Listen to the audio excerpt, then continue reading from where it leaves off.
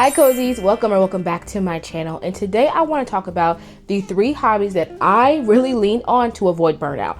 I'm a corporate girly, okay? Day in and day out, that 9 to 5, it can get overwhelming. And as a girl that has more hobbies than I have time, these are the 3 that I always come back to help me reset and keep from burning out. Number 1, first and foremost, is always going to be journaling. I have found journaling has been my center. It has kept me so sane.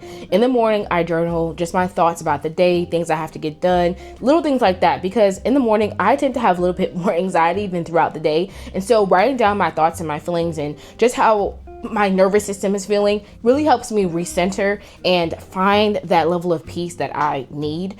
I also journal throughout the day, like on my lunch break. If something has happened during the day and I need to get that out, I'm gonna write it down. But I do feel like journaling is one of those things that people don't view as a hobby because you're essentially just writing. I think it is a hobby, and I think it's a mandatory part of your routine. So if you aren't journaling, I thoroughly recommend that you pick it up. It doesn't have to be nothing fancy. It could be regular paper, pen, notepad, whatever. But I have found that journaling has really helped me avoid burnout. I am one of those people that I go really hard when I'm working, and so sometimes I forget about my own mental space and my own mental health. So it's extremely important to take that time to just reset and check in with yourself. Now, if you do work in the office, I work from home, so I have the privilege of being able to journal and then hop on my work computer. So if you do work in the office, maybe carve a little time out when you're having breakfast in the morning, or on your commute, you could use the notes app and just write down a few thoughts. Get things out of your mind and onto paper has genuinely helped me avoid burnout. The second hobby that's helped me is coloring. Yes, coloring. It's something that we all enjoyed when we were children. I was one of those kids, I stayed in from recess because I want to finish what I was coloring. And I feel like going back to some of those childhood favorites is a great way to avoid burnout because you can be whimsical, you can have fun. Now, I feel like coloring is a no pressure game. If you look on social media, there's so many different ways people color and all of the landscapes that they do and all the colors and schemes and all those different varieties. I don't want you to get so caught up in that you forget to genuinely have fun.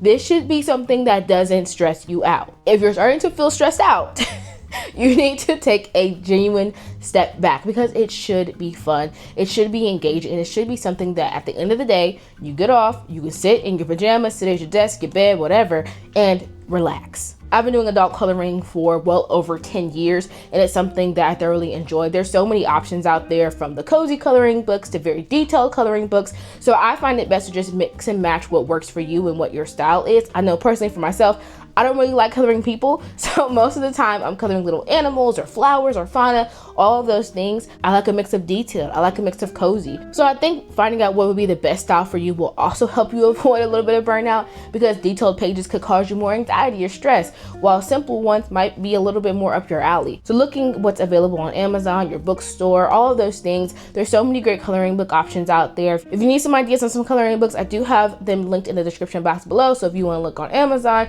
as well as a few of my favorite small businesses that I shop for coloring books. But I do think it's a great hobby to start. I think it's a great hobby to avoid that corporate burnout. And last but not least, the third hobby is reading.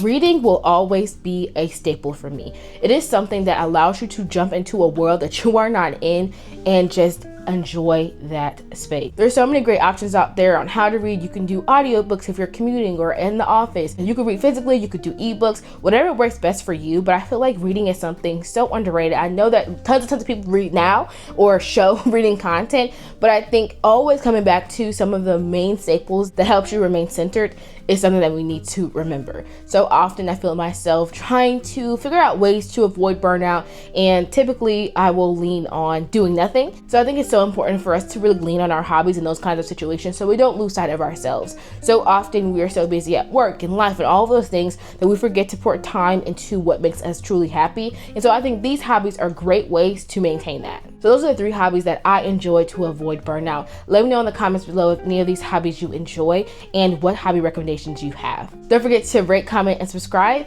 and I'll see you all in the next one.